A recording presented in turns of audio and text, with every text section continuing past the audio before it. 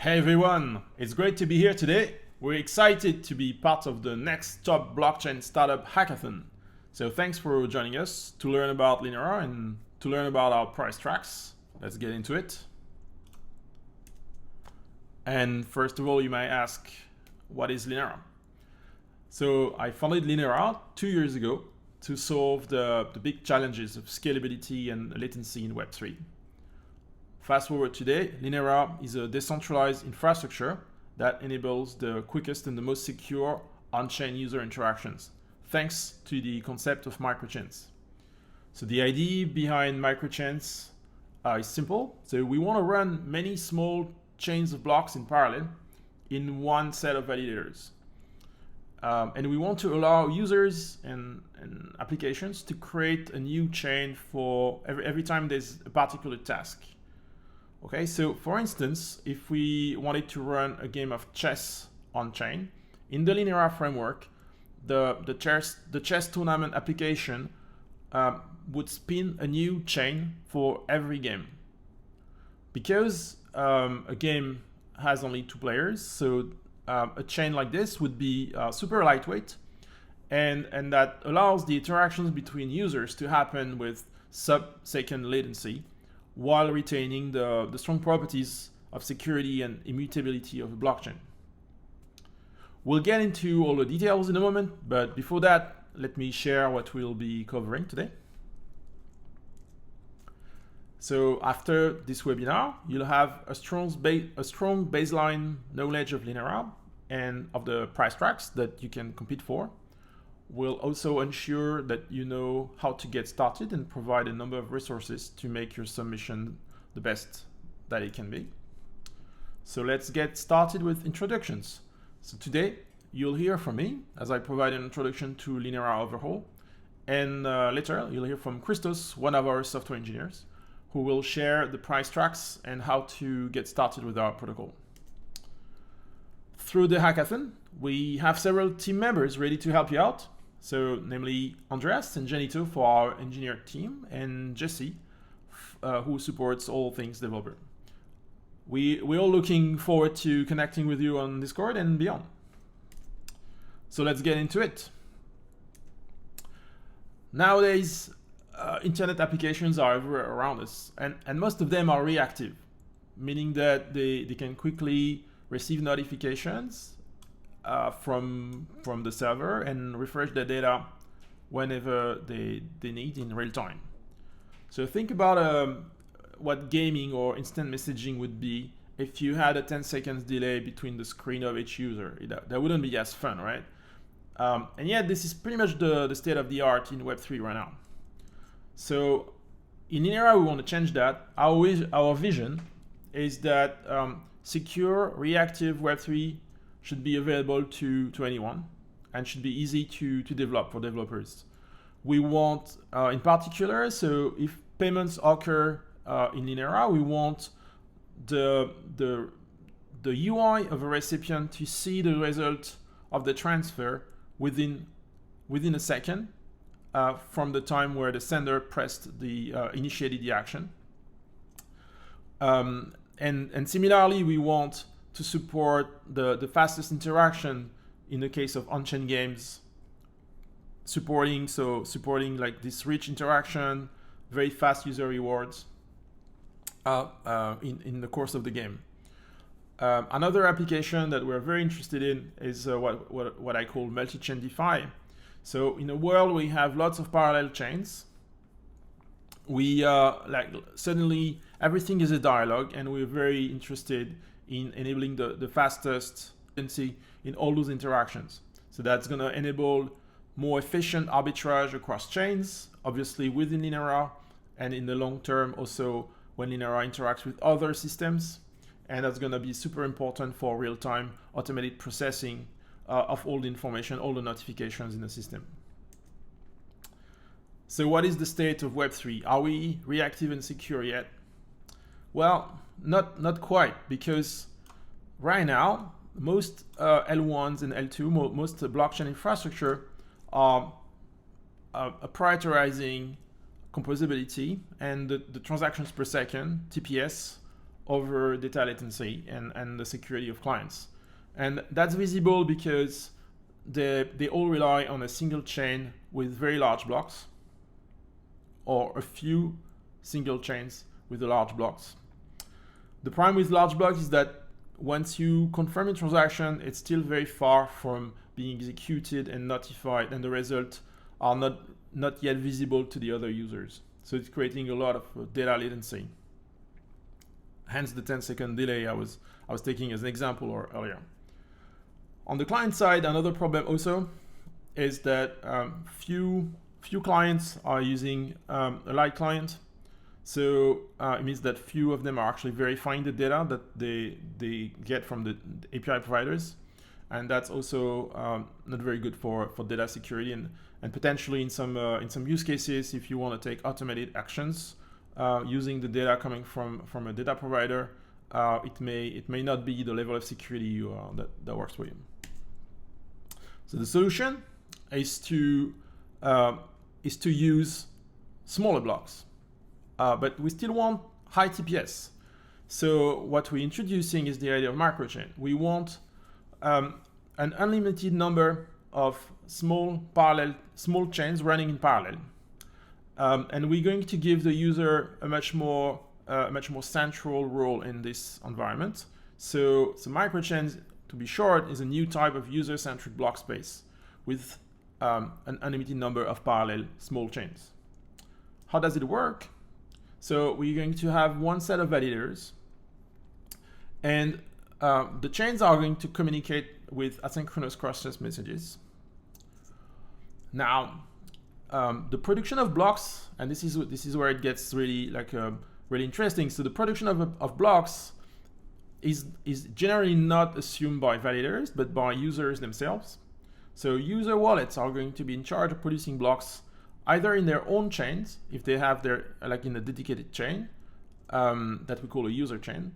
And in some cases, they produce blocks in temporary chains that are shared with other users. And so that was the example I was taking of a game of chess. In this case, you would have a temporary chain to play chess with the other player. So Linera is the first decentralized infrastructure based on microchains. It's secured by classic proof of stake, and it's implemented to provide the quickest finality and real-time client synchronization of data while retaining end-to-end security. So concretely, in Linera, the wallets are maintaining full nodes for a subset of microchains that they care about. And that's possible because each microchain is very lightweight. The system is programmable in Rust using the WASM VM. And so if we look at now, how does it solve reactive Web3? Well, every application in Linera is going to be executed on the client side as well as the validator. And in the client side, what's super interesting is that the user wallet now has a full node of the chains that they care about, and in particular, they have the state of the chain. And so the user wallet is going to be able to serve data to the web UI. The web UI is going to be able to subscribe to notifications if the state of a chain is changing, and pull the data when that happens, which is exactly what you want to program a reactive application. As a bonus, and that's relevant for this hackathon, as a bonus, on the client side, we can also use this degree of freedom to run AI models on the client, so on the edge, and that's one of the demos that we propose to be modified and to be generalized or to be experimented with as part of the hackathon. So in conclusion, most existing blockchains prioritize transaction composability over data latency. Microchains is a different point of view, is a different proposal where we organize blocks around accounts and objects, where each account and each object would be typically mapped to their own chain of blocks in Linera. This is super important, super useful for to enable real-time data synchronization and open door for secure reactive Web3 for everyone. And Linera is the first decentralized microchain infrastructure. We're developing everything in Rust and WASM, and we look forward to see your contributions. Hey everyone, I'm Christos. I'm a software engineer at Linera, and I'm gonna take you over the prize tracks available for this hackathon. So, starting from left to right, we have the best demo for Edge AI. That is smaller models running on the edge, which is the Linera client or wallet. This can be your own demo built from scratch, or you can build on our existing large language model or generative NFT demos. The choice is yours. Next, we have the best UI for a DeFi application. This can be your own DeFi application with a front end, or you can build on the existing autonomous market maker application or the order book app we have available, but it should have a UI or a front end. And finally, we have the best UI for an on-chain game. Again, this can be your own game, or we have an existing hex game that you can use. Now, I'm going to go over these tracks in a bit more depth. However, just because of the time constraints that we have, I'm going to assume that you already know a bit about Linera, how Linera works, the concept of microchains, and so on. I'll be explaining some things, but we don't have time to go into depth on everything today. Having said that, what you can do is you can head over to linera.dev, which is our dev manual, and this has everything about how to get started, how Linera works, how kind of the details that you need to know on the protocol, how to connect to a DevNet, and so on. So this is this is your reference manual for all things Linera. And of course, we have the Discord available where you can ask any questions, and someone on the engineering team will be more than happy to help. So having said all that, let's get started. And I'm going to start in reverse order. So I'm going to start with a game first, because that's kind of builds better. There's a better story there. So let's talk a little bit about the hex game. So this is my IDE that's open on the Linera protocol core repository. And I'm going to head over to examples, hex game. And then on the left, I'm going to open the contract for the hex game. And on the right, the README. I'm just going to head to the top of both. So just as a refresher, Linera applications have two parts. The first is the metered deterministic contract, which you have to pay gas in order to run. This is executed in all of the validators and on the client, in fact. And this is the part that you actually have to pay gas to execute. And this is what mutates the state of your application. Very similar to kind of a smart contract on Ethereum. Next, we have the service, which is the non-metered part of your Linera application. And this is kind of like exposes a read-only view of your application state. So you can query and say, hey, what's the state of my application currently, without having to pay any gas fees. Okay, now that that's out of the way, on the right here, we have the README for the hex game. There's quite a bit here, so I'm not going to get into too many details. However, and by the way, hex, if you don't know, hex is this game where you have this hexagonal grid and you place tiles and you have to go from one side of the other to the board in kind of with a continuous line without your opponent being able to break your line. And so this README is going to take you over how to get started, how to deploy your hex application. And there's quite a bit here because you need to set up some chains. You need to define which players are playing against each other. Owner is kind of like an address on Ethereum. And here, but what is important, I think, is how you actually play the game. So there is no UI, but what you do instead is you use Linera's GraphQL API system. So you can run your client in what's called node service mode, and you do that by just running Linera service. And what this does is, on port 8080, it exposes an HTTP API, which in turn exposes a GraphQL API. And let's just take a look at that real quick. So I'm going to head over to localhost 8080. And here what we can do is we can query all of the applications for a given chain ID. Let's see. To get my chain ID, I'm going to do Linera wallet show. And I'm going to pick up the green chain, which is my default chain here. just going to rerun the service real quick and head back here. And then I'm going to ask for the link and ID for my applications.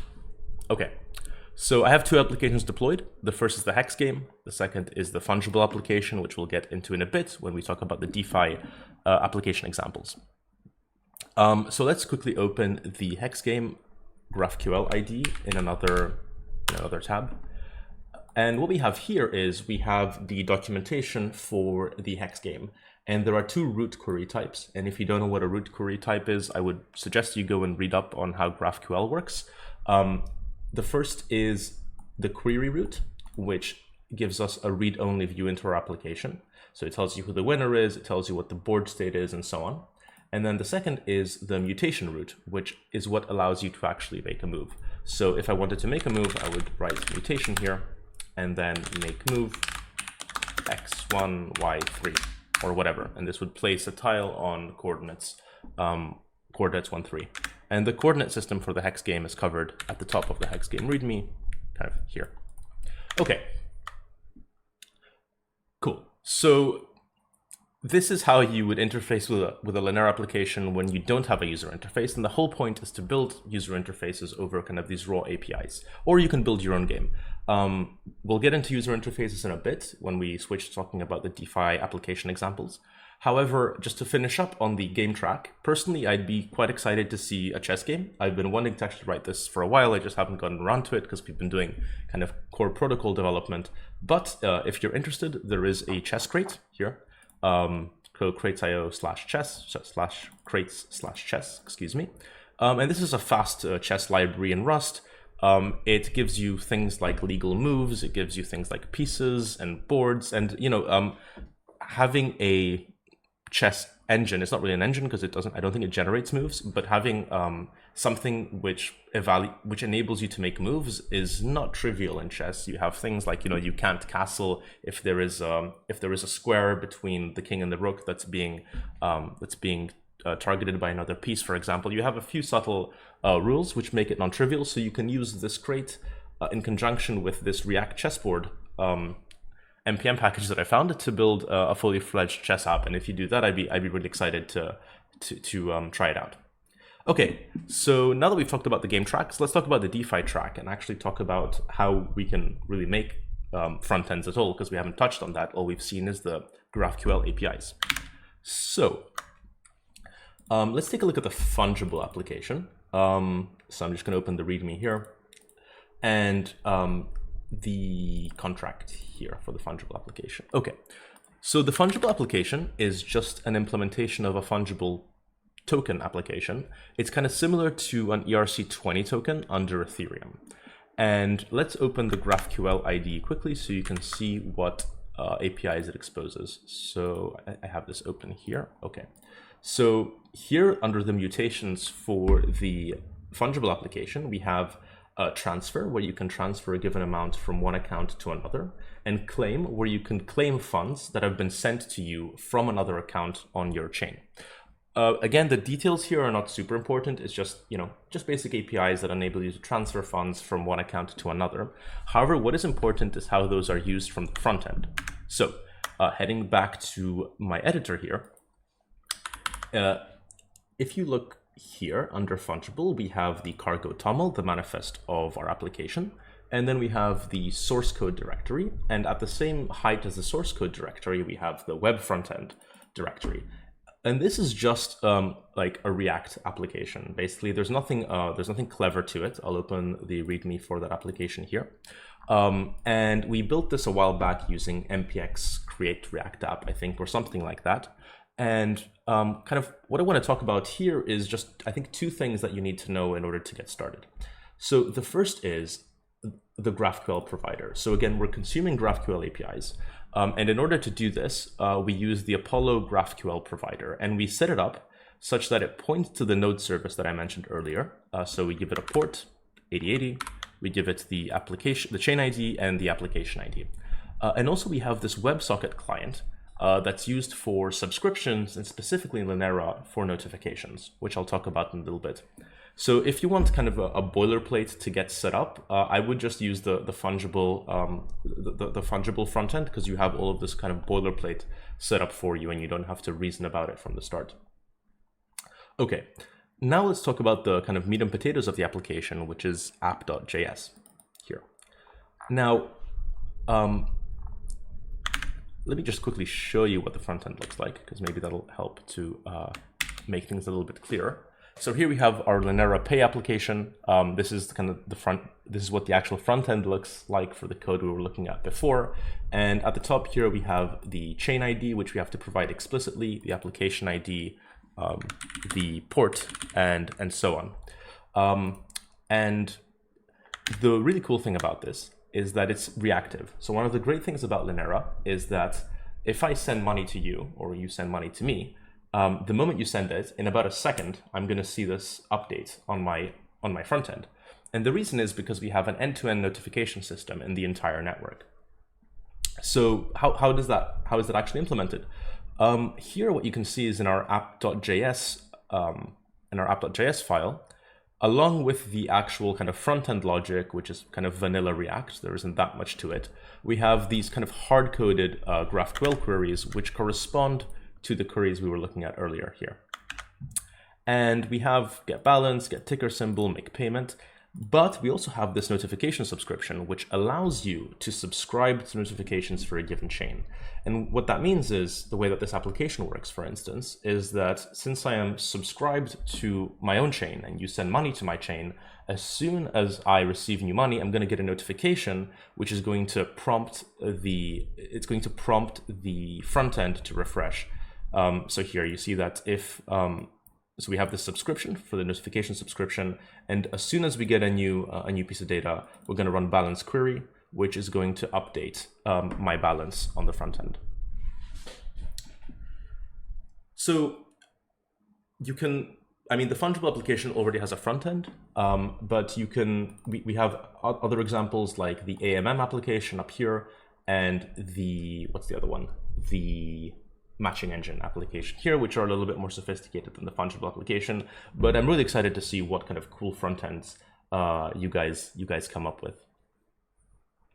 So let's talk about the last track, which is the AI track. Now, this is probably the most challenging track in terms of like how difficult it is to implement something interesting, but I wouldn't let that discourage you, for the simple reason that if everyone, like from a game theory perspective, I guess, if everyone doesn't want to work on AI because it's too difficult, then no one's going to submit anything. So, your submission could very well make the top of the available submissions, right? So that's something kind of to think about.